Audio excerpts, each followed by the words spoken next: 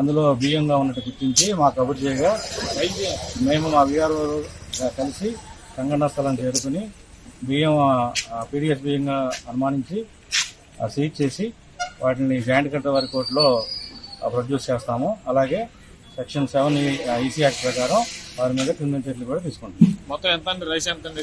25 టన్నులు అంటే 250 quintal. Sir మీరు చెక్ చేశారా రైస్ ని? చెక్ చేసి అనుమానాస్పదంగా ఉండటం వల్ల వాటిని పీడిఎస్ రైస్ గా భావించాం.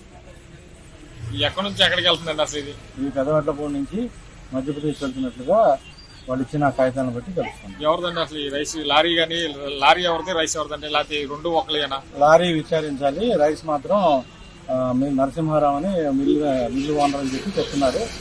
అది విచారణలో పూర్తి వివరాలు తెలియజేస్తారు.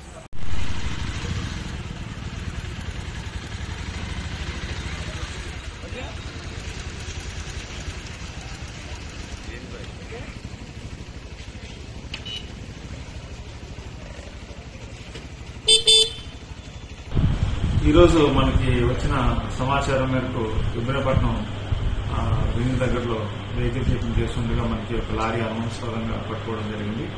దానిలో పీడిఎస్ రైస్ ఉందని మనకి సమాచారం ఉంది. అది వెరిఫై చేయగా అది భాగంగా మనకి గుంటూరు జిల్లా కదవట్లపూడి నుంచి మధ్యప్రదేశ్ వెళ్తుంది 250 క్వింటాల్స్.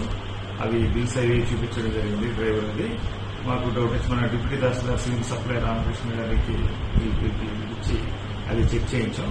అవి పీడిఎస్ రైస్ లాగా ఉన్నాయని చెప్పి తెలియజేయడం జరిగింది. దాని మీద డ్రైవర్ అదుపులోకి తీసుకుని లారీని ఆ పీడిఎస్ రైస్ 250 క్వింటాల్స్ కూడా సీజ్ చేసి దాని మీద కేసు నమోదు చేసి ఇది నరసింహారావు అనే అతను పెదవట్లపూడి రైస్ మిల్లు వాళ్ళు దీన్ని లోడ్ చేసినట్టు వచ్చింది. అతనే మధ్యప్రదేశ్ పంపిస్తుంది. ఈరోజు సాయంత్రం ఇబ్రహీంపట్నం పోలీసు వారికి వచ్చిన సమాచారం మేరకు వారి వాహన తనిఖీలో భాగంగా అనుమానాస్పదంగా ఉన్న లారీ నాకు